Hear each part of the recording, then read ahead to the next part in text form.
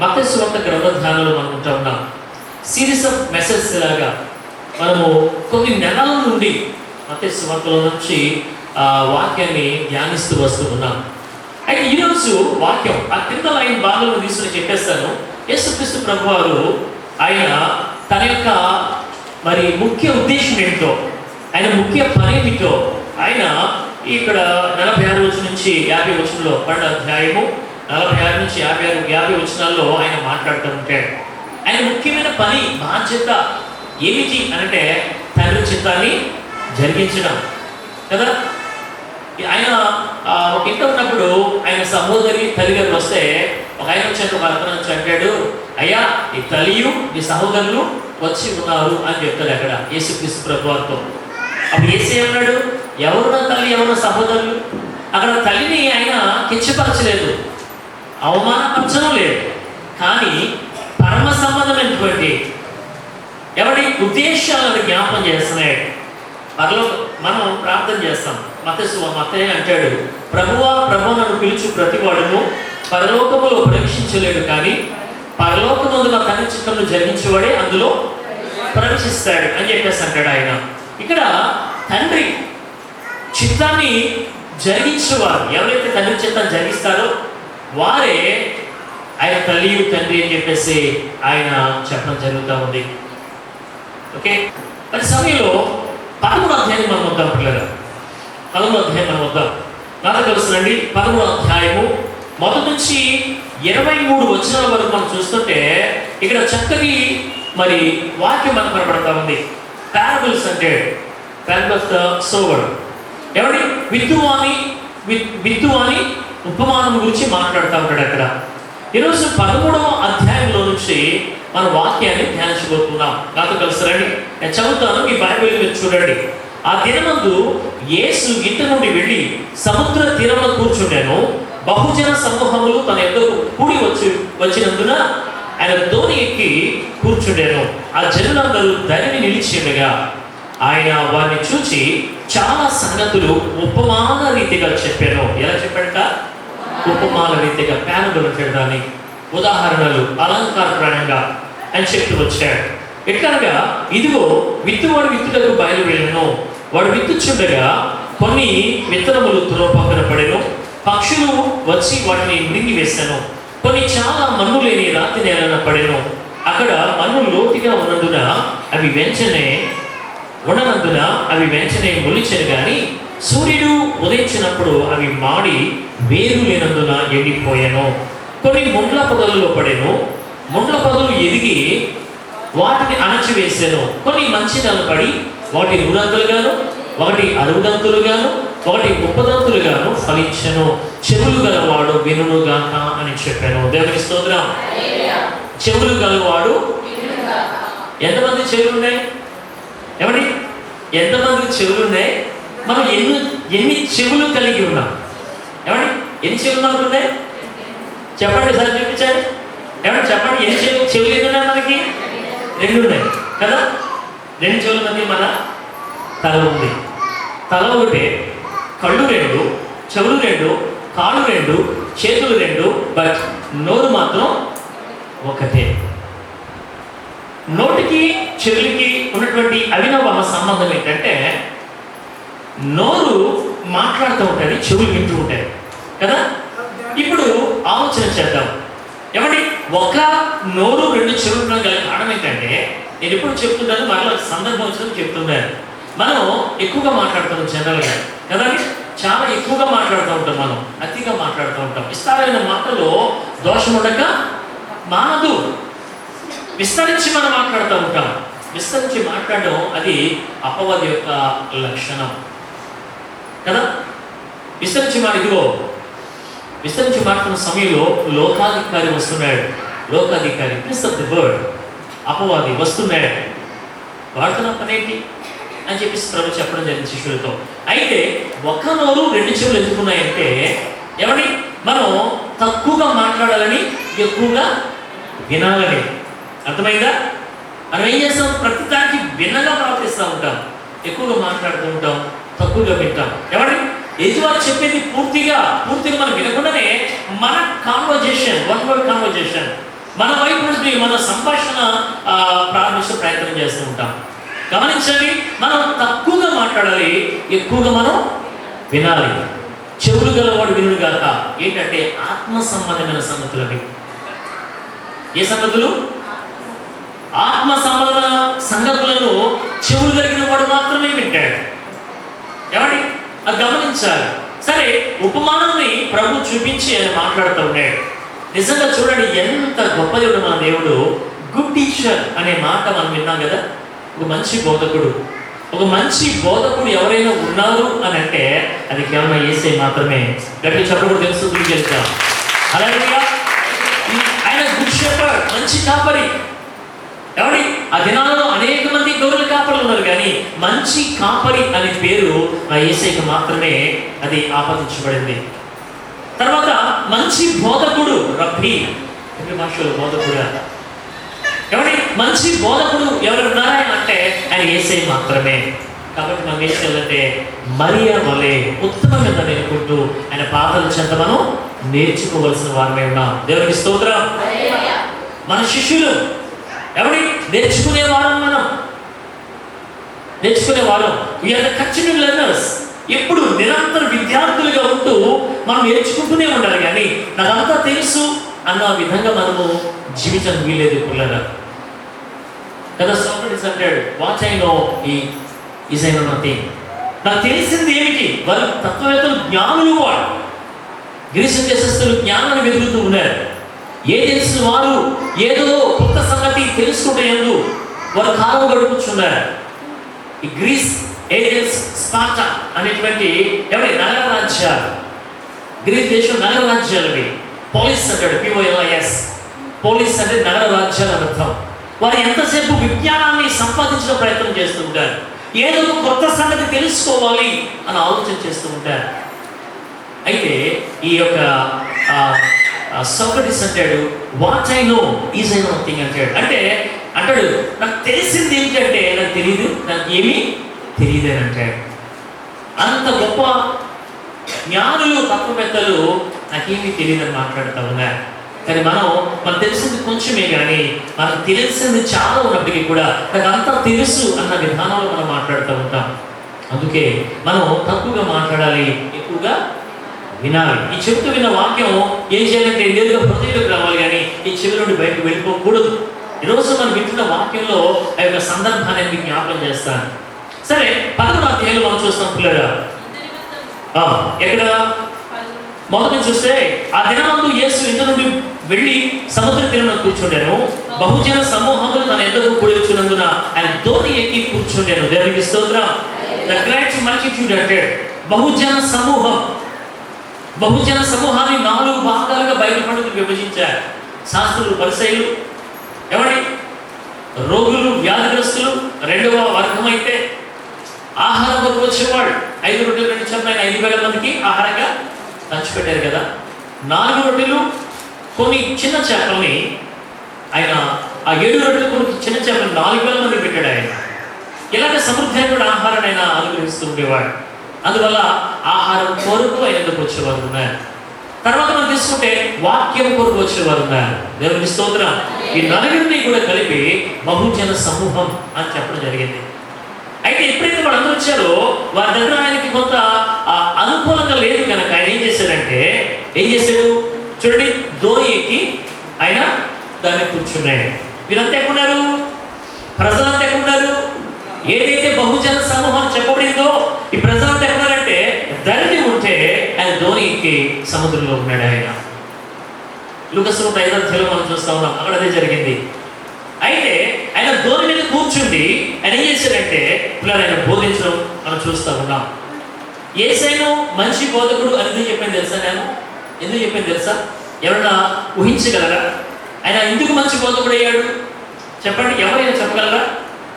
ఎందుకైనా మంచి బోధకుడు పిలువబడ్డాడు అని మనం ఆలోచన చేస్తే ఆయన అర్థమయ్యే రీతిగా చెప్పేవాడు. ఆయన ఉపమాన రీతిగా. దేవునికి స్తోత్రం. ఎవరి పరలోక సంబంధమైనటువంటి ఆత్మీయ విషయాలను భూ సంబంధమైనటువంటి భౌతిక విషయాలతో కంపేర్ చేసి ఆయన పోల్స్తూ చెప్పేవాడు. ఉపమాన రీతిగా, ఉపమానం అంటే ఏమండి, రెండు వస్తువులను ఒకదాని ఒకటి చూపిస్తూ మాట్లాడటం. మీకు అర్థమవడం చెప్తాను. చిన్నపిల్లలకి స్కూల్లో టీచింగ్ ఇస్తారు కదా, టీచింగ్ ఎక్కడి నుంచి స్టార్ట్ అవుతుంది పిల్లలకి? ఎక్కడి నుంచి ఏం స్టార్ట్ చేస్తారు? ఏబిసిడీలు కదా, ఏ అని చెప్తారు. చెప్పి ఏం చూపిస్తారు? మరి చెప్తారండి మీరు చిన్నప్పుడు నేర్చుకున్నారండి. ఏం చూపిస్తారు అయినా? టీచర్ ఏం చూపిస్తుంది? ఏ చూపించి ఆ బోర్డు మీద ఉన్నటువంటి పిక్చర్లో యాపిల్ చూపిస్తుంది అక్కడ కదా, చూపిస్తూ బోధించడం. దేవునికి స్తోత్రం. యేసయ్య చూపిస్తూ బోధించేవాడు. ఏమండి, వాళ్ళంతా పాపరులు, గలిలయ సముద్ర తీరాన ఉన్నటువంటి ఏమండి చదువు లేనటువంటి, విద్య లేనటువంటి స్థితిలో ఉన్నటువంటి బలహీనమైన వర్గం. వారికి ఆయన ఏదో లోతైనటువంటి మరణాలు బోధించలేదు, కానీ వారు ఏ విధంగా అర్థం చేసుకోగలుగుతారు, వారి స్థాయి ఏమిటి అని గ్రహించి ఆయన వారి స్థాయిలోకి వెళ్ళిపోయి, ఇప్పుడు చిన్నపిల్లల యొక్క మైండ్ సెట్ మనం తెలుసుకోవాలంటే మనం చిన్నపిల్లలు మారిపోవాలి కదా. పిల్లలకు బోధించాలంటే ఆ టీచింగ్ వేరుగా ఉంటుంది. పెద్దవాళ్ళకి ప్రసంగించినట్లుగా చిన్నవాళ్ళకి ప్రసంగిస్తే సరిపోదు, అర్థం కాదు వాళ్ళకి. వాళ్ళు టీచింగ్ కావాలి, కరెక్ట్ ప్రీచింగ్. అయితే గమనించిన పిల్లల వారు అర్థం చేసుకునే రీతిగా, విధానంలో ఈయన బోధిస్తూ ఉండేవాడు. అందువల్ల ఆయన మంచి బోధకుడు అయ్యాడు. దేవునికి స్తోత్రం. ఆయన దగ్గర మనం నేర్చుకోవాల్సిన వారు ఉన్నాం. నాకు ఇప్పటికీ కూడా బైబిల్లో చాలా విషయాలు తెలియదు పిల్లలు. బైబిల్ని పూర్తిగా చదివాను 3 పర్యాయాలు, కానీ నాకు అర్థం కాదు. ఏంటంటే ఇప్పటికీ కూడా బైబిల్ నాకు అర్థం కాదు. చాలా పుస్తకాలు చదివాను నేను, బైబిల్ సంబంధించిన పుస్తకాలు కానివ్వండి, హిస్టారికల్ థీరీస్ చదివాను. కానీ బైబిల్ వచ్చేసరికి ఎన్నిసార్లు చదివినా అది నాకు ఒక కొత్త అనుభూతిని కలగచేస్తూ ఉంది. గమనించండి పిల్లరా, ఈయన బోధించడం ప్రారంభించాడు. ఆయన ఉపమానంగా చెప్తున్నాడు. ఏం చెప్తాడు తెలుసా? చూడండి పిల్లరా, 3వ వచనం లాస్ట్ టైంలో, ఇదిగో విత్తువాడు విత్తులకు బారి వెళ్ళాను. దేవునికి స్తోత్రం. ఇక్కడ విత్తేది ఎవరండి? ఇక్కడ విత్తుతున్నది ఎవరు? ఎవరు విత్తేది చెప్పాలి. AB 2 సెట్స్ కదా, ఏమైనా చెప్పండి. విత్తేది ఎవరు? వాక్యం ఇక్కడ విత్తనం విత్తేది ఎవరు? మాట్లాడండి. Yesayya. Very good, praise god. యువతలో చెప్పండి. ఇక్కడ విత్తువాడు విత్తులకు వెళ్ళాడు. ఆయన ఎవరు? యేసయ్య. అందరూ చెప్పారు కదా, చెప్పలు కొట్టారు సార్. దేవునికి స్తోత్రం. ఆయన యేసుక్రీస్తు ప్రభువా. మరి విత్తనం ఏంటి ఇక్కడ? వాక్యం. బాగా చెప్పారు, కరెక్టే. ఇక్కడ 4 వివిధ రకాల నేలలు కనబడుతూ ఉన్నాయి. వారు వివిధ రకాల మనుషులకు సంతృష్టిగా ఉన్నారు పిల్లలు. విత్తువాడు క్రీస్తు ప్రభు, విత్తే విత్తనం దేవుడి వాక్యం. అయితే అటువంటి ఆ యొక్క స్వభావాలు, ఆ నేలలు ఉన్నాయే, అవి వివిధ రకాల మనుషుల స్వభావాలని తెలియచేస్తూ ఉన్నాయి. ఎవరి? దేవుడి వాక్యం చాలా శక్తి కలదు. హెబ్రీ పత్రిక 4వ అధ్యాయం 12వ వచనం చెప్పండి. అంటాడు, ఎందుకనగా దేవుడి వాక్యము సత్యమై బలము కలదై, ఎటువంటి 2 అంచులు గల ఖడ్గం కంటే వాడిగా ఉండి ప్రాణాత్మలను, కీళ్లను, మూలుగలను విభజించినంత మట్టుకు దురుచు హృదయం యొక్క తలంపులను, ఆలోచనలను. దేవుని స్తోత్రం. ఆ వాక్యం నాకు చాలా ఇష్టం. చాలాసార్లు నేను దాన్ని చదువుతాను. ఎవరైనా చూడకూడదని నేను కలిసి పెట్టిందని చాలా వాక్యాలు కంటే బైబిల్లో. అయితే వాటిలో ఇష్టమైన వాక్యం అది. దేవుని వాక్యము సజీవమైంది, బలం కలిగి. దేవునికి స్తోత్రం. దేవుని వాక్యం ఎంత శక్తి కలదో చెప్పనా? ఒక ఉపమానం చిన్న విషయం చెప్పనా? దేవుని వాక్యం ఎంత శక్తి కలదు. సడన్ గా చూడండి, బైబిల్ వైపు కాదు, నా వైపు చూడండి సార్, నన్ను చూడండి sir. The word of God, దేవుని వాక్యం ఎంత శక్తి కలదో చెప్పారు. 1990 సంవత్సరంలో జింబాబ్వే ఆఫ్రికన్ కంట్రీ, జింబాబ్వే దేశంలో ఎవరైనా పేరు నేను రాసుకుని ఇక్కడ గెరాల్డ్ కాంబారామి పేరు, అనే పేరు గెరాల్డ్ కాంబారామి మనం చెప్పలేము, కన్నడలో గెరాల్డ్. ఈయన బైబిల్ సొసైటీలో పనిచేస్తూ ఉన్నాడు. 1995లో జింబాబ్వేలో ఆయన ఆ పరిచయలో ఉండగా, ఆయన ప్రతిరోజు డీలింగ్ ముడిగడు లేక ఆయన కూడా సువార్త చెప్పాల్సిందే, భారం ఆయన ఉంది. ఆ రోజు ఒక సువార్త చెప్పిన ఒక వ్యక్తి కనిపించాడు. సువార్త చెప్పిన తర్వాత ఒక క్రొత్త నిబంధన బైబిల్ పుస్తకాన్ని ఆ వ్యక్తికి అక్కడ ఇచ్చి ఆయన వెళ్ళేవాడు, గెరాడ్ అనే వ్యక్తి, కోంబరామి.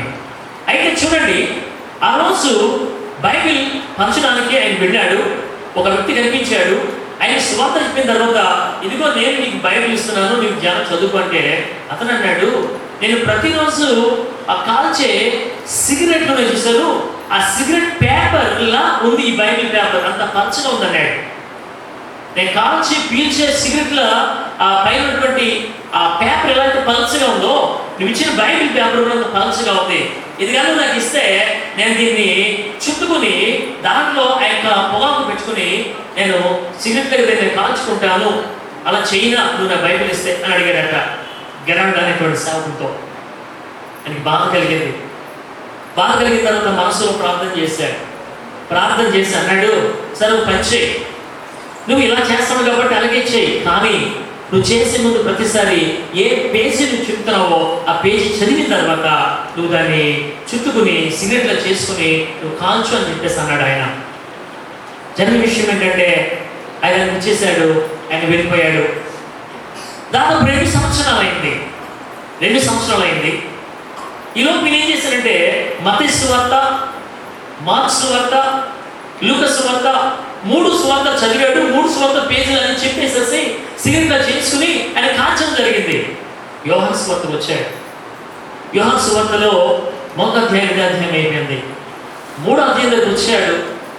3వ అధ్యాయం దగ్గరికి వచ్చి ఆయన చదువుతూ ఉండగా 3వ అధ్యాయం 16వ వచనంలో మనం రాయబడిన మాట, అద్భుతమైన మాట, దేవుడు లోకమును ఎంతో ప్రేమించాను కాగా తన అద్వితీయ కుమారుడిగా పుట్టినవాని యందు విశ్వాసము ప్రతి ఒక్కడు నశింపక నిత్య జీవం పొందినట్లు ఆయనను అనుగ్రహించాడు. ఆ మాట చూశాడు. ఆ చదవగానే దేవుని ప్రేమ ఏంటని అర్థమైంది. దేవుని ప్రేమ ఎంత గొప్పదో, ఆయన ఎలా మనం ప్రేమిస్తున్నాడో, ఎంతగా ప్రేమిస్తున్నాడో, ఏ స్థితిలో ఉండగా ప్రేమిస్తున్నాడో ఆయనకు అర్థమైపోయింది. దేవుడు అతని హృదయాన్ని తెరిచాడు. పిల్లగా ఆయన హృదయాన్ని తెరిచాడు. ఎప్పుడైతే హృదయం తెరిచాడో ఆయన కళ్ళ నుండి నీళ్లు జలజలాలిపోతూ ఉన్నాయి. మత్తయి, మార్కు, లూకా శుభవార్తల్ని చదివి చిప్పేసి కాల్చి వేసిన వ్యక్తి యోహాను సువార్తకు వచ్చేసరికి ఏమైందంటే ఆ 3వ అధ్యాయంలో ఉన్నాడు. ఆ వాక్యం చదివాడు. చదివినప్పుడు దేవుని యొక్క ఆత్మతో తాకింది. దేవుని ప్రేమను గ్రహించాడు. ఎవరు నశింపక నిత్య జీవం పొందినట్లు ఆయన తన కుమారుని అనుగ్రహించాడని చెప్పేసి ఇప్పుడు చదివాడో దాని హృదయం బద్దలైపోయింది. నిజమే, నా కొరకే ఆయన తన కుమారుని పంపించాడు, నా కొరకే తన కుమారుని శిలువలో మరణింపచేశాడని చెప్పేసి ఆయన వెంటనే కన్నీళ్ళు గార్చాడు, పశ్చాత్తాపడ్డాడు, ప్రార్థన చేశాడు, దేవుల్లో ఎదుగుతూ ఉన్నాడు. 2 సంవత్సరాలు అయిపోయింది. 2 సంవత్సరాలు అయిన తర్వాత పిల్లగా మనం చూస్తూ ఉన్నాం.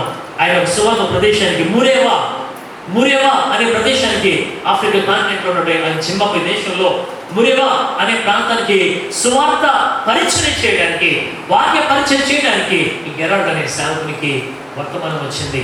అయ్యా మా ప్రదేశం వచ్చి వాక్యం అందించాలని చెప్పేసి అంటే ఆయన వచ్చాడు. వచ్చి వాక్యం అందించాడు. వాక్యం అందించిన తర్వాత పిల్లలు గమనించండి, ఆయన ఒక రూమ్లో ఉండగా ఈ వ్యక్తి వెళ్ళి ఆయనతో మాట్లాడాడు. అయ్యా మీతో నేను ఒక 2 నిమిషాలు మాట్లాడొచ్చా? మాట్లాడాడు. మీకు గుర్తుందా, 2 సంవత్సరాల క్రితం మీరు నాకు ఒక బైబిల్ ఇచ్చారు. నేను సిగరెట్ వల్ల దాన్ని మార్చి కాల్చి దాన్ని నేను చేశాను. 3 సువార్తలు, 3 పత్రికలు కూడా, లేక 3 సువార్తలు. యోహాను సువార్త చదివేసరికి దేవుడు నాతో మాట్లాడాడు. నా జీవితం మారిపోయిందయ్యా. తర్వాత మీరు నాకు కనపడలేదు. ఇదిగో దేవుడు వాళ్ళని మా ప్రదేశం నడిపించాడు. ఇదిగో నేను ఈ ప్రతి గ్రామంలో నేను సేవ చేస్తా ఉన్నాను. చెప్పకుండా దేవుడు స్తుతులు చెల్లిద్దాం. హల్లెలూయా. అర్థమైన వాడు దేవుని స్తోత్రం చెప్పండి సరే. దేవుడికి స్తోత్రం. అర్థమైందా? అర్థమైంది. అర్థం కాని వాడు దేవుని స్తోత్రం చెప్పండి సరే. దేవుడికి స్తోత్రం. అర్థమవుతుంది కదా? గమనించండి, ఆయన ఆ సువార్తను ప్రకటించే సేవకుడిగా మారిపోయాడు.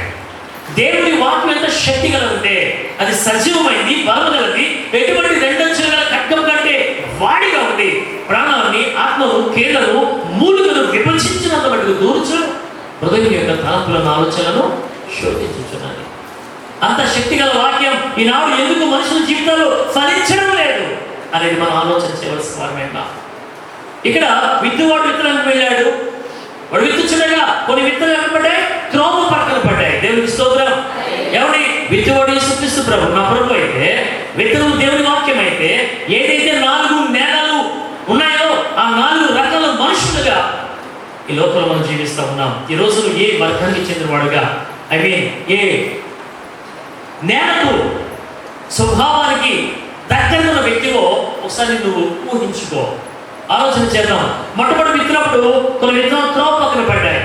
ఆయన ఉపవానికి చెప్పేశాడు, అయిపోయింది, అందరూ వెళ్ళిపోయారు. శిష్యులు కొంతమంది ఆయన ఏకాంతంలో వచ్చి అడుగుతున్నారు, అయ్యా నువ్వు ఉపమానికి బోధించావే దాని అర్థం ఏమిటి అని అడిగితే అప్పుడు చెప్తారు ఆయన. ఏం చెప్తారంటే, ఇదిగో అది మీకు అనుగ్రహింపబడి ఉన్నది. దేవునికి స్తోత్రం. అది మీకు అనుగ్రహింపబడి ఉన్నది. దాని యొక్క సంగతులు, ఆ పరిస్థితున్నటువంటి సంగతులు మీకు తెలుసుకోవడానికి మీరు సిద్ధ మనసు కలిగి ఉన్నారు కనుక మీతో చెప్తానని చెప్పేసి ప్రభు చెప్పడం ప్రారంభించాడు. త్రోవ పక్కన పడిన విత్తనం ఎవరి కఠినమైన హృదయానికి అది సాదృశ్యంగా ఉంది. ఏమిటి అంటే మనకు తెలుసు కదా, రైతులు భూమిని సేద్యం చేస్తారు. భూమిని దున్నినప్పుడు ఆ భూమి ఎలా ఉంటుంది? దున్నిన తర్వాత ఆ భూమి నాగలతో దున్నుతారో ట్రాక్టర్తో దున్నుతారో, ఎలా దున్నినప్పటికీ కూడా ఆ నేల ఉంటుందంటే గుల్లగా ఉంటుంది. విత్తనాలు చల్లినప్పుడు ఏమవుతున్నాయంటే ఆ విత్తనాలు చక్కగా భూమిలో పడతాయి. ఈ దున్నబడినటువంటి భూమిలో నుంచి నువ్వు మధ్యలో నడిచి వెళ్తున్నావు అనుకో, అలాగే నడిచి వెళ్తున్న ఏమవుతుందో దారి ఏర్పడుతుంది. అక్కడ దేవునికి స్తోత్రం.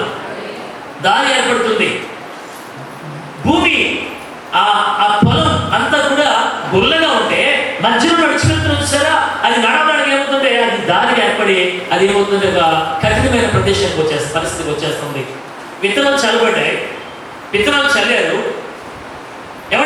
దున్నబడిన భూమి అంతటితో పాటు ఆ దారిలో కూడా విత్తనాలు పడ్డాయి. ఇప్పుడు ఎలా ఉంటుంది అక్కడ పరిస్థితి? గుల్లగా పడిన ప్రతి చోట విత్తనం ఏమైంది?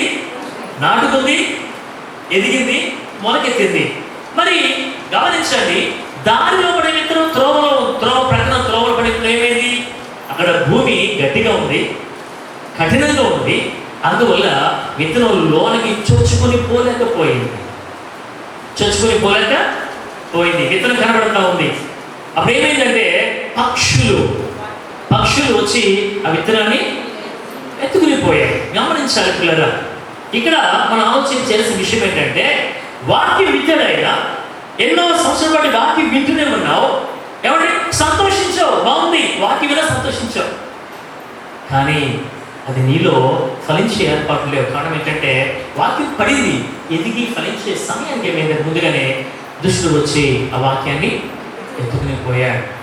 మారు మనసు పొందుకున్నట్లుగా, రక్షణ పొందుకున్నట్లుగా అపవాది నిర్ణయం చేశానంటే ఈ రెండు వాక్యం ఎత్తుకుని పోయాడు. చాలా మంది జీవితాలకే ఉన్నాయి. సంతోషంగా ప్రారంభిస్తారు విశ్వాసాన్ని, దేవుడు చేసిన కార్యాన్ని జ్ఞాపకం చేసుకుంటూ ఎంతో సంతోషంగా కృతజ్ఞత భావంతో వారి యొక్క విశ్వాస జీవితాన్ని ప్రారంభిస్తారు.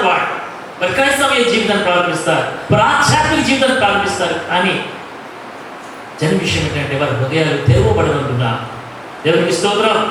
పౌలు ఆ రోజు ఆ యొక్క ఫిలిప్పీ పట్టణంలో సంతృప్తి వాక్యం ప్రారంభిస్తూ ఉంటే లూది అనే స్త్రీ వింటూ ఉంది. దేవుడు ఆమె హృదయం తెరిచాను కనుక ఆమె పౌలు వాక్యమందు లక్ష్యం ఉంచాను అని రాయబడింది బైబిల్లో.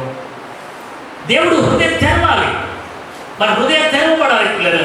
హృదయాలు మూయబడి ఉంటే ఎంత మాత్రం కూడా దేవుని వాక్యముని జీవితంలో పని చేయమనే విషయాన్ని నువ్వు గమనించాలి. స్నేహితులారా, సహోదరులారా, ఈ హృదయం తిరుగుబడిన హృదయం వల్లే ఉందా, మూయబడినటువంటి కఠిన హృదయం వల్లే ఉందా? ఎన్నిసార్లు వాక్యం విత్తుతున్నా ఈ హృదయం స్పందించట్లేదంటే కారణం ఏంటంటే హృదయం కష్టమైపోయింది. హృదయాన్ని కఠినపరుచుకున్న వాడు కీడులో పడిపోతాడు. బైబిల్ సత్యం చెప్తుంది. హృదయం కఠిన చేసుకుంటూ ఉన్నావా? పశ్చాత్తాపానికి బదులు హృదయాన్ని కఠిన చేసుకుంటూ నువ్వు జీవిస్తూ ఉన్నావా? ఆలోచన చేయి.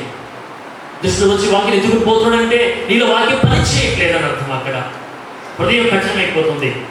కాబట్టి ఇక్కడ భూమి గట్టుకుండడం వల్ల ఏమవుతుందంటే ఈ హృదయం కఠినమైపోతుంది, వాక్యం వెళ్ళలేకపోతుంది. శాస్త్రులు పరిశీలు దీని సాదృశ్యంగా ఉన్నాయి.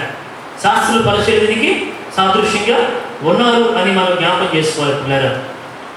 అయితే వీరు ప్రసంగాన్ని జాగ్రత్తగా వినడానికి ఇష్టపడతారు, కానీ హృదయాన్ని సిద్ధపరచుకోలేరు. ఎన్ని ప్రసంగాలు విన్నా, ఎంత బోధ విన్నా, ఎటువంటి ఆత్మీయ మేలు మీరు పొందలేకపోతున్నారు అని అంటే అర్థమేంటి తెలుసా? వారి హృదయం అనే భూమిలో వాక్యం అనే విత్తనం బీజం పడకపోవడం వల్ల. విత్తనం పడకపోవడం వల్ల. విత్తనం పడిందంటే ఏదో రోజు ఫలిస్తుంది. అది నువ్వు చల్ల విత్తనం, అది నీటి మీద చల్లవు, అది ఎక్కడికో కొట్టుకుపోయినప్పటికీ కూడా ఏదో ఒక సమయంలో ఏదో స్థలంలో అది ఖచ్చితంగా కార్యాన్ని చేస్తుంది. బట్ జీవితంలో ఏ కార్యం జరగలేదు అంటే నేను చెప్పిన హృదయాన్ని సిద్ధపరచుకోలేకపోతున్నాను. త్రోవ పక్కన పడినటువంటి విత్తనం, హృదయంలో త్రోవలు ఎలా ఏర్పడింది తెలుసా? ఎలా ఏర్పడింది తెలుసా?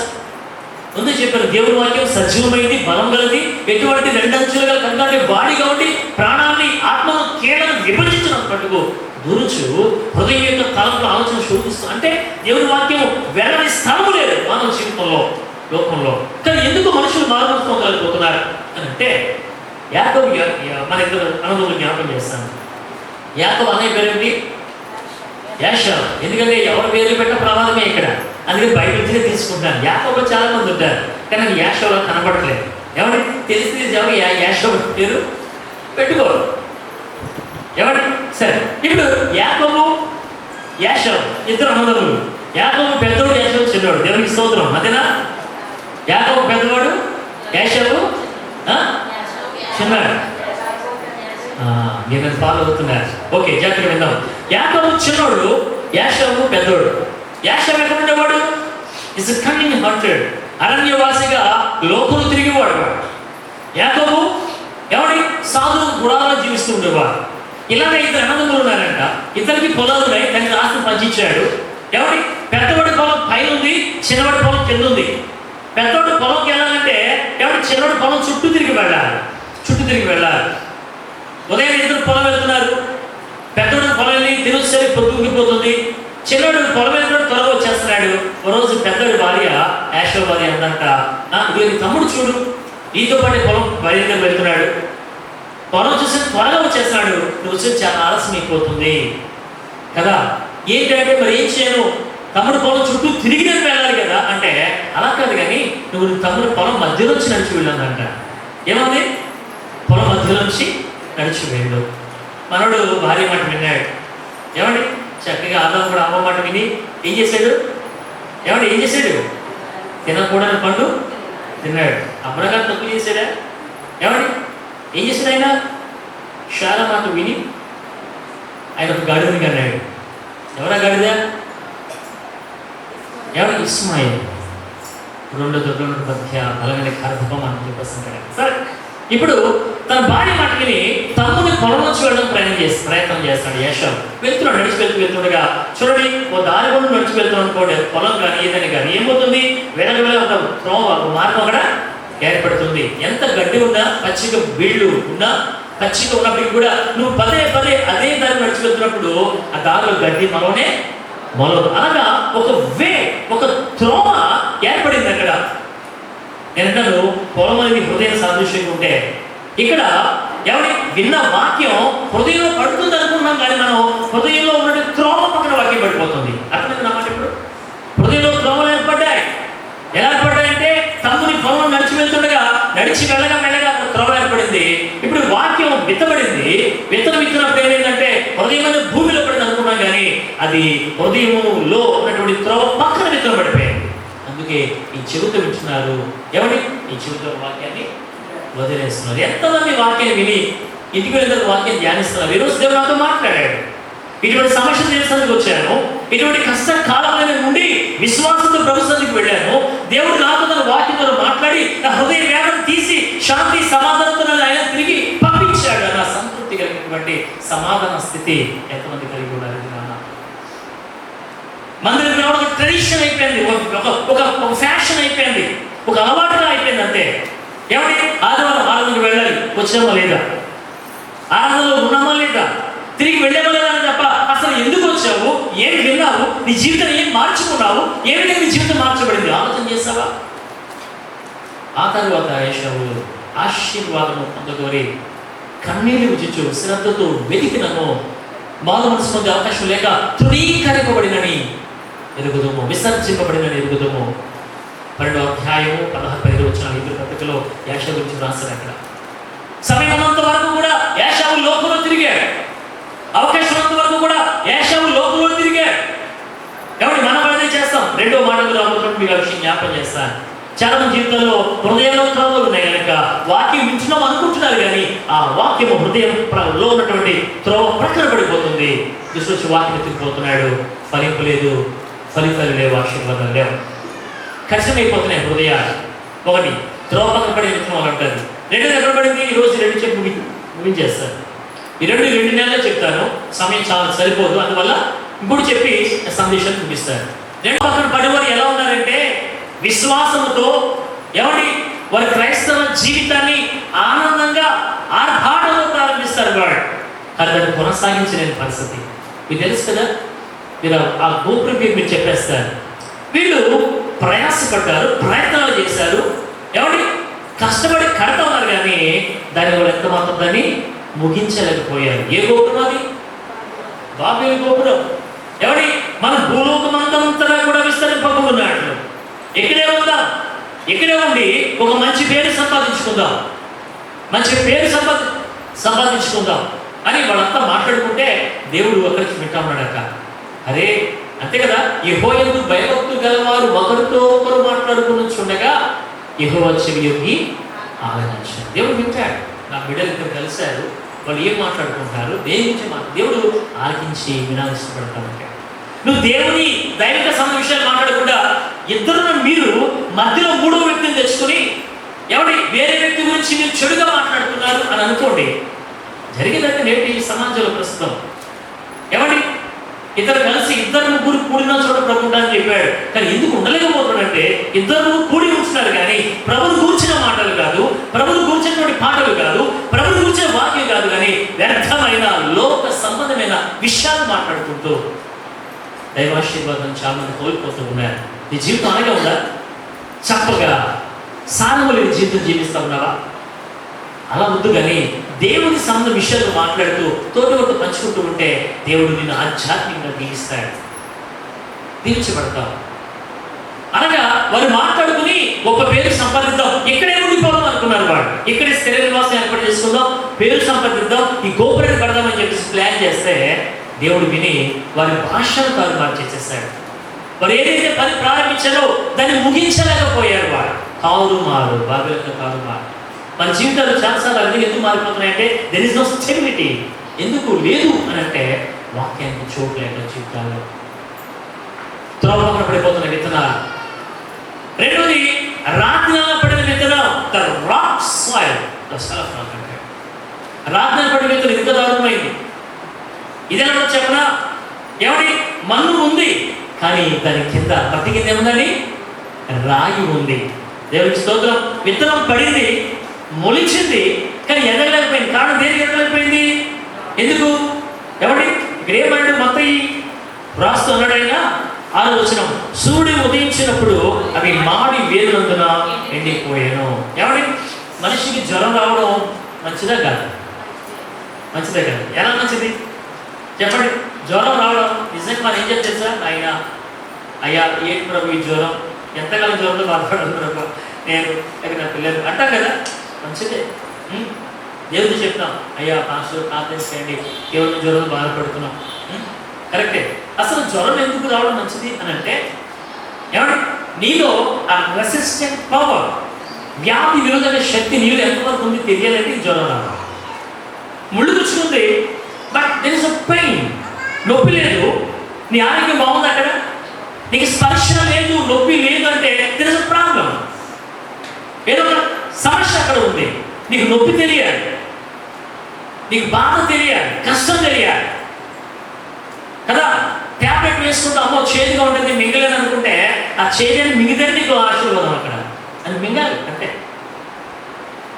ఇప్పుడు చెప్పండి, పైన ఒక లేయర్ ఉంది మట్టి, కిందంతా కూడా రాతి పరిస్థితి. విత్తనం పడింది, మొలిచింది, కానీ వేరు లేనందున అది ఎండిపోయింది.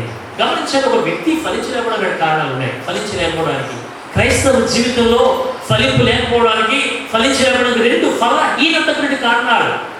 ఒకటి ఏంటంటే దే హ్యాడ్ నో రూట్, వేరు లేనందున. దేవునికి స్తోత్రం.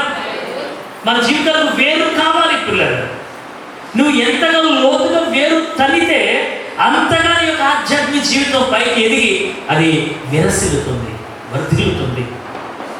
ఇక్కడ వేరు లేదు, వేరు లేనందున అంటే క్రైస్ట్లెస్ లైఫ్ అంటే ఇంగ్లీష్లో క్రీస్తు లేని జీవితం. ఫలించలేకపోవడానికి ఫలహీనతకు 2 కారణాల్లో మొట్టమొదటి ఏంటంటే వేరు లేకపోవడం, క్రీస్తు లేని జీవితం. రెండోది దే హ్యాడ్ నో మాచ్యూర్ అంటే తేడా లేని జీవితం, పరిశుద్ధాత్ముడు లేని జీవితం. ఆత్మ లేనివాడు నావాడు కాదు. ప్రభు చెప్తున్నమాట నీ క్రైస్తవ ఆధ్యాత్మిక జీవితంలో ఎంతో సంతోషంగా నీ యొక్క విశ్వాస ప్రయాణం ప్రారంభించావు, ముందుకు పెడుతున్నావు. ఈ లోపు నీలోకి ఏమొచ్చినాయి? కష్టాలు, శ్రమలు, బాధలు వచ్చాయి కదా. ఇప్పుడు ఎప్పటి హింస మనకి మంచిదా కాదు?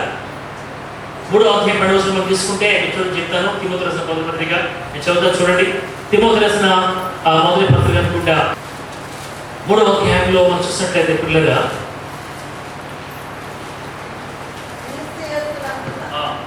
2వ వచనం, క్రీస్తు యేసునందు సద్భక్తితో బ్రతుకులు ఉద్దేశించేవారు ఏం చేస్తారట? హింస పొందుదురు. సద్భక్తి అంటే ఏ భక్తి? సద్భక్తి కంటే అర్థం ఏంటి? మంచి కన్నా మంచి మార్గం కూడా ఉంది. సద్భక్తి అంటే సరే మనుషులు మీ సత్క్రియలను చూచి సద్భక్తి, సత్క్రియలు, సద్బోధకుడా కదా. మీ సద్భక్తి, మీ సత్క్రియలను చూచి పరలోకమందున దేవుడి మహిమపరిచినట్లు వారి ఎదుట మీ వెలుగును ప్రకాశింపనివ్వండి. 6వ అధ్యాయం 11వ వచనం మత్తయి సువార్త. సరే ఇక్కడ సద్భక్తి అంటే దేవుని సంబంధం, మంచి భక్తి కరెక్టే, కానీ దైవిక సంబంధమైన భక్తి. ఎందుకు మాట చెప్పాను తెలుసా? నేను చాలా మంది భక్తి చేస్తారు, చాలా మంది భక్తి కలిగి ఉంటారు. ఎలా ఉంటారు వాళ్ళు? ఎలా ఉంటారు? ఏమిటి? దేవుని కంటే సుఖానుభవం ఎక్కువ ప్రేమించే వారుగా ఉంటారు. తిమోతి రాసిన మొదటి పత్రిక ఇక్కడే పైన చూడండి సార్. ఇదే అధ్యాయంలో 3వ అధ్యాయంలో చూడండి మొదటి నుంచి, అంత్య దినాలలో అపాయకరమైన కాలం వచ్చినట్టు తెలుసుకోను. ఎలాగనగా మనుషులు స్వార్థ ప్రియులు, ధనాపేక్షలు, వీకములాడువారు, ఎవరి అహంకారులు, దూషకులు, తల్లిదండ్రులకు అవిధేయులు, కృతజ్ఞత లేని వారు, అపవిత్రులు, అనురాగరహితులు, అతిద్వేషులు, అపవాదకులు, అజితేంద్రియులు, క్రూరులు, సజ్జనద్వేషులు, ద్రోహులు, మూర్ఖులు, గర్వాంగులు. ఇంకా భయంకరమైన మాట ఏంటంటే దేవుని కంటే సుఖానుభవం ఎక్కువగా ప్రేమించేవారు. ఏమని? ఎందుకు ఇక్కడ విత్తనం మాడిపోయింది అని అంటే ఆలోచన చేయాలి. దేవుని కంటే దేని ఎక్కువ ప్రేమిస్తున్నాం? హింస కలగానే, బాధ కలగానే, శ్రమ కలగానే ఏమవుతుందంటే మన ఆధ్యాత్మిక జీవితం మారిపోతుంది. ప్రార్థన ఉండదు, దైవ సన్నిధి ఉండదు, దేవుడి వాక్యం ఉండదు, పరిశుద్ధులకు సహవాసం ఉండదు, ఎవరి ఇంకేముండవు, ఏముండవు. అలా ఉంటుంది జీవితం. జాగ్రత్త. ఉపమాన వ్యక్తిగా ప్రభు మాట్లాడుతున్నాడు. త్రోవ పక్కన పడిన విత్తనం ఎలా అయితే ఫలించలేకుండా పోయిందో, రాత్రిలో పడిన విత్తనం కూడా ఫలించడానికి అవకాశాలు లేవు. ఒక మొక్క ఎదగడానికి సూర్యరశ్మి ఎంత అవసరమో, ఇక్కడ అదే సూర్యరశ్మి ఈ మొక్కను ఎవడి చంపుతా ఉంది. మన జీవితంలో కష్టాలు, శ్రమ ఎందుకు వస్తాయి తెలుసా? ఎందుకు వస్తాయంటే మన ఆత్మీయ జీవితాన్ని బలపరచడానికి. కొంతమంది హింస గుండా, శ్రమ గుండా వెళుతూ ఆత్మీయంగా దేవుడు బలపడిన వారు ఉన్నారు. హల్లెలూయా. లేరండి? ఆ మాట అర్థమవుతుందా? కొంతమంది భక్తులు, కొంతమంది బిడ్డలు శ్రమలు గుండా వెళ్ళి, కష్టాలు గుండా వెళ్ళి ఎవరి వారి జీవితాల్లో ఆధ్యాత్మిక బలపడిన వారు ఉన్నారు. అదే కోవలో కొంతమంది బిడ్డలు కష్టాలు, శ్రమ వచ్చేసరికి వారి విశ్వాస జీవితాన్ని వదిలేసి బలహీనులై తొట్టిల్లిపోయిన వారు కూడా చాలా మంది ఉన్నారు. రెండవది రాతి నేల హృదయం. కిందంతా కూడా కఠినమైన పరిస్థితి, రాతి నేల పరిస్థితి, సిద్ధపడలేని హృదయం.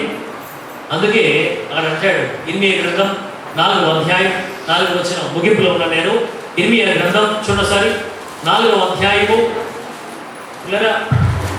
4వ వచనం మనం చూస్తుంటే ఇంకొకరేమో హోషే గ్రంథం తీయండి. హోషే గ్రంథం 10వ అధ్యాయం 13, 12 వచనం ఒకరైతే ఇర్మియా గ్రంథము 4 వరకు చదవండి.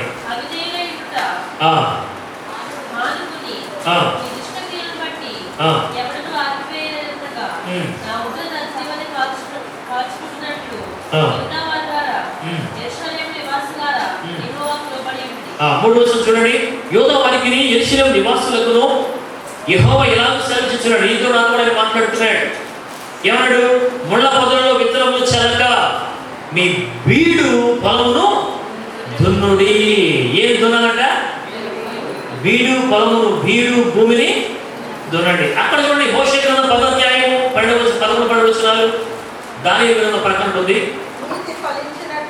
ఆ నీతి ఫలించినట్లు మీరు విత్తనం వేయండి, ప్రేమయను కోత మీరు కోయుడి, యెహోవాను వెతుకుటకు ఇదియే సమయం కనుక ఆయన ప్రత్యక్షమై మీ మీద నీతి వర్షం కురిపించినట్లు ఇది వరకు ఎన్నడూ దున్నని వీడు భూమును. ఇప్పుడు హృదయం ఎలా ఉంది? దున్నబడని. ఏమండి, ముందే చెప్పాను, రైతు వ్యవసాయదారుడు భూమిని భూమిని గుల్లగా దున్నాలి. అప్పుడు విత్తనాలు పడితే మొలకెత్తుతాయి. ఆ మధ్యలో పడిన క్రోవ గుండా వెళ్ళిన పరిస్థితుల్లో విత్తనం పడింది, కానీ అక్కడ కఠినమైన పరిస్థితులు ఉండడం వల్ల, నేల స్వభావము అది కఠినంగా ఉండడం వల్ల విత్తనం ఫలించలేదు, ఎదగలేదు, మొలకెత్తలేదు. పక్షులు వచ్చి తీసుకొచ్చి వాకిని ఎత్తుకుపోయాడు. రక్షణ మార్గం పొందకుండా అపవచేసి కార్యాలయం. రెండవది రాత్రి హృదయం.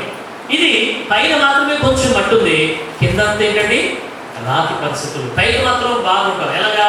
మనం చదివేనే ఇన్ని లక్షణాలు మానవులు ఉన్నాయని చెప్పేసి అన్నానే, అక్కడ అన్ని చెప్పి దేవుని కంటే ఎక్కువగా సుఖానుభవాన్ని ప్రేమిస్తాడు అని చెప్పిన తర్వాత అక్కడ కింద అన్నాడు, ఎవడి పైకి భక్తి గల వారి వలె ఉండి దాని శక్తిని ఆశ్రయించిన వారునే ఉన్నారు అంటాడు అక్కడ.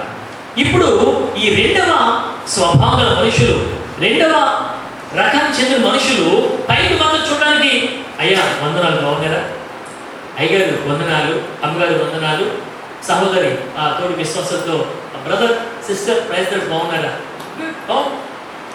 నేను ఇలాగే పెద్దకి ఈ మధ్య ప్రైజ్ చెప్పడం మానేశాను పెద్దయ్య గారికి. ఎందుకు తెలుసా? నిజమే, అది చాలా సత్యం. అని కొంతమందికి నోటు పదం వచ్చేది ప్రైజ్ కదా. నేను ప్రైజ్ లాడి చెప్పడం ఇష్టపడను, కానీ ప్రైజ్ గాడ్ అంట. నాకు ఆ మాట ఇష్టం ఎక్కువ. దేవునికి స్తోత్రం కదా. అయితే ప్రైజ్ లాడ్ అన్న మాట ఇప్పుడు జస్ట్ ఇంచుమించు 10 years బ్యాక్ కొత్తలో, అంటే అప్పుడు ఆంటీ అన్నారు, ఆమె ఇద్దరు కూర్చున్నారు ఇంట్లోనే. ఆ మాట ఉన్నప్పుడు అప్పుడే ఇంట్లో ఉన్నా, నేను బయట నుంచి వచ్చాను. ఆ మాట ఉన్నప్పుడు ఆంటీ అన్నారు, అంకుల్ కదా ఆంటీ, బాబు నువ్వు నిజంగా ప్రైజ్ లాడ్ చెప్తున్నావా? నిజమే కదా అది. ఏమండి కనిపించడం ప్రైజ్ ఉంటుంది. అదొక భూత పదంగా ఏదో పరిచయ పదంగా మారిపోయింది. కానీ ప్రైజ్ ద లార్డ్, దేవునికి స్తోత్రం అంటే హృదయంలో నుంచి రావాలి. దేవునికి స్తోత్రం. హృదయంలో నుంచి స్తుతులు పొంగి పొరలాలి. దేవుడు చేసిన మేలుకు కృతజ్ఞత ఎక్కడి నుంచి రావండి? హృదయంలోనికి, ముఖస్తుతిగా కాదు. అప్పుడు నిజమే కదా. నేను మామూలుగా చెప్పాను, కనిపించేది చెప్పాలి కదా అని. కానీ ఎప్పుడైతే తల్లి అందో నిజమే కదా అనిపించింది. ఇప్పుడు ఫోన్ చేయగల కొంతమంది పాస్టర్ ప్రైజ్ లార్డ్ అంటారు. నేను తప్పని చెప్పను, కానీ సమయంలో అది చెప్పే సమయంలో నువ్వు దేవుడిని ఎలా స్తుతించగలుగుతున్నావు? ఏ విధంగా దేవుడికి స్తుతులు చెల్లిస్తున్నావు? నీ హృదయం స్తుతులతో నింపబడి కృతజ్ఞత భావంతో ఉందా? ప్రేమతో వందనాలు చెప్పుకోవడం చాలా మంచిది. ఎందుకని వందనాలు చెప్తుంటాను, అమ్మ అయ్యా వందనాలు. ఎవరైనా ప్రైజ్ లార్డ్ అంటే ప్రైజ్ లార్డ్ అంటారు, నేను తప్పని చెప్పనండి. సరే, ఇప్పుడు చూడండి ఎలా ఉందంటే, కనిపిస్తే బ్రదర్ బాగున్నాడు ప్రైజ్ లార్డ్, కానీ లోపల వెళ్తుండగా వెనక్కి వెళ్ళిన తర్వాత అంటారు అంటే విధానాలు ఎలా ఉన్నాయంటే, మనుషుల స్వభావాలు ఎలా ఉన్నాయంటే, పైకి మాత్రం చక్కగా మాట్లాడతారు, లోన మాత్రం ఏమండి ద్వేషించేవారుగా ఉంటారు. అలా మనం ఉండకూడదు పిల్లలు. ఈ విత్తనం పడింది, పైకి మాత్రమే మట్టి ఉంది కాబట్టి మొలిచింది, కానీ వేరు లేనందున దే హ్యాడ్ నో రూట్. అది మాడిపోయింది. హింస, బాధ, శ్రమ కలగగానే ఏమండి వారి విశ్వాసాన్ని వదిలేస్తారు, వారి ప్రార్థన జీవితాన్ని వదిలేస్తారు, వారి సాక్ష్యాన్ని వదిలేస్తారు, వారి సంఘాన్ని వదిలేస్తారు, స్నేహితులు వదిలేస్తారు, చివరికి ప్రభునే వదిలేసేవారుగా ఉంటారు. అది నిజమైన విశ్వాసం, క్రైస్తవ్యం. కానీ కాదు ప్రియ స్నేహితులారా, ఆలోచన చేయండి. విత్తువాడు యేసుక్రీస్తు ప్రభు అయితే, విత్తనం దేవుని వాక్యం అయితే, విత్తబడిచినటువంటి నేలలు ఆ యొక్క 4 రకాల నేలలు, 4 రకాల స్వభావాలు మనుషులుగా ఉంటే, ఈరోజు ఈ స్థలంలో కూర్చున్నటువంటి నీవు ఏ రకానికి చెందినటువంటి వ్యక్తిగా స్వభావం చెందిన వ్యక్తి కూడా ఆలోచించే ఏమున్నా లేకపోయినా సంతోషంగా సమాధానంతో ప్రభుని మనసారా స్తుతించే స్థితిలో మనం వెళ్ళాలి. ఉద్యోగం వస్తానో, వ్యాపారం బాగుంటానో, పిల్లలు పెళ్ళి అయితేనో, లేకపోతే నువ్వు చేసే పనిలో మంచి లాభం జరిగితేనే కదా దేవుని స్తుతించడం. ఒకవేళ నష్టం కలిగినా కూడా దేవుని స్తుతించాలి. ఈ పిల్లలకు పెళ్ళి అవ్వబోయే దేవుని స్తుతించాలి. నేను ప్రార్థన చేయడానికి వెళితే అంటుంది, అయ్యా ఇదే చివరి లాస్ట్ ఛాన్స్, ఇదే చివరి లాస్ట్ ఛాన్స్ అండి. ఈ డిఎస్సీలు కనుక జాబ్ రాకపోతే ఆమె ఏజ్ కూడా పెరిగిపోయింది, ఈ ఉద్యోగం రానే రాదు, ప్రార్థన చేయాలి. ప్రభు చిత్తమైంది తప్ప దేవుడు అయినా ఏమండి కార్యాన్ని చేస్తారని చెప్పడం జరిగింది. ఆలోచన చేద్దాం. మన జీవితంలో ఒకవేళ ఏమి లేకపోవచ్చు, శ్రమలు కష్టాలను వెళ్తూ ఉండవచ్చు, కానీ ప్రభు నిన్ను చూస్తున్నాడని విషయం మాత్రం మర్చిపోవద్దు. ఆయన నీ పట్ల బాధ్యత తీసుకున్నాడు, నీ పట్ల ప్రత్యేక శ్రద్ధ తీసుకున్నాడు. మనుషులకు వాళ్ళని తురస్కరించు, మనుషులు నేను హీనంగా చూడొచ్చు, నీతో అసహ్యంగా ప్రవర్తించవచ్చు, కానీ ఆ యేసయ్య మాత్రం నేను ప్రేమిస్తూనే ఉన్నాడు. ఆ యోహాను సువార్త 3:16 చదివాడు. మత్తయి, మార్కు, లూకా మొత్తం 3 చెప్పేసి కాల్ చేసిన వ్యక్తి ఎప్పుడైతే ఆ సువార్త దగ్గర వచ్చి చదివాడో అతని జీవితం మారిపోయింది. ఆ మురువు ఆ ప్రాంతంలో ఒక సేవకుడిగా మారిపోయాడు. ఆ రోజు నాకేనయ్యా నేను బైబిల్ ఇచ్చింది, తను చెప్పేసిన దౌర్భాగ్యం నేనేనయ్యా, ఈ రోజు నా జీవితంలో మారిపోయాను.